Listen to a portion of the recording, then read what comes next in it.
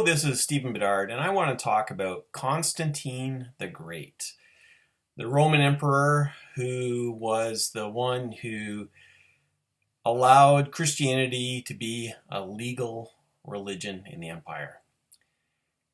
So often in conversations, I hear so much blame put on Constantine for almost everything. All the things that we look at in the church today that have gone wrong, oh, that goes back to Constantine. That's all Constantine's fault. Uh, the You don't have enough parking at your church. Well, that's probably because of Constantine. It all goes back to Constantine.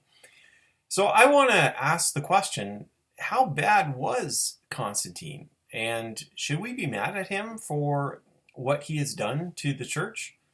Well, we're going to take a look at that. So, first of all, what did Constantine not do? There's a lot of myths about Constantine. Some people almost think that Constantine created Christianity. He did not. He did not create Christianity. There are claims that he's the one who chose what books would go in the Bible. That is not correct either. What happened was, after the Council of Nicaea, he requested that a certain number of Bibles be produced, but the books of the Bible, specifically the New Testament we're talking about here, that had already been chosen. All those things had been worked out by that time. So he was not involved in that. Some people think that Constantine is the one who had Jesus voted as God, that they had a vote at Nicaea to determine whether Jesus was God or not, and Constantine imposed his vision for who Jesus was upon the church. And that's not true either. At Nicaea, they weren't really voting on whether Jesus was divine. This was a conflict between what we would call Orthodox Christians and Arian Christians. And the Arian Christians believed that Jesus was a created being, not just that he was a human being who just was chosen to be a great prophet. They saw him as being some kind of spiritual divine being, but he wasn't co-equal with God the Father. He was a created being, and Nicaea was about determining where the church was at for that. And so both sides actually believed that Jesus was God. The question was he of one substance with the Father? That's really what they were looking at. And actually, it's interesting because Constantine, when he eventually was baptized, and that's well after this council, he was baptized as an Arian, but that's not the way the vote went. The vote went for the Orthodox Christians. And really, as a good politician, what Constantine really wanted was a unified empire, and these theological debates were ripping the empire apart. So he just wanted them to agree on something, and that's where he was at. So Constantine is not guilty for any of those things. But people today, what they would likely say is that Constantine created Christendom. And what they mean by that is, before the time of Constantine, the church was persecuted, the church was marginalized, they were on the outside, and Constantine came and made the outsiders into insiders, and they were given the controls over the empire, and there was a blending of church and state, and that's ultimately what has led to many of our problems today. And I don't think that is quite accurate. There's a little bit of truth in that, but not very much. First of all, Constantine didn't make Christianity the official religion of the empire. A later emperor would do that.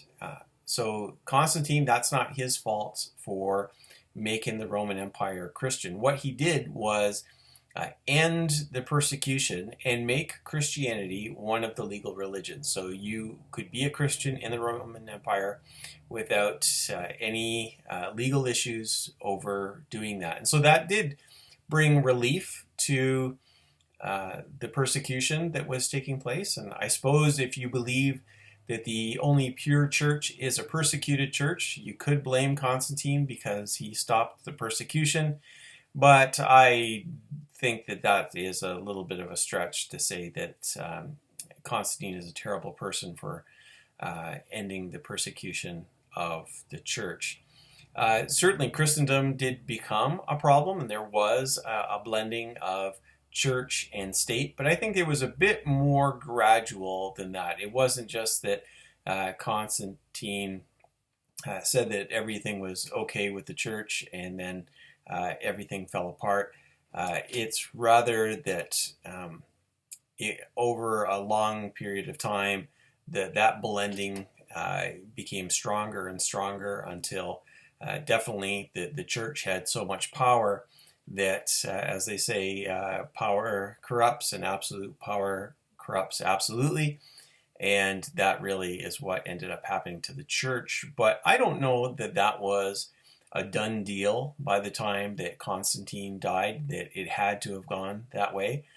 He played a role, but he wasn't the bad guy who made everything wrong for the church. So this Sunday, if after the service you're having fellowship and you're drinking coffee and you don't like the taste of the coffee, you can't blame Constantine. He is not responsible for absolutely everything wrong that has happened in the church.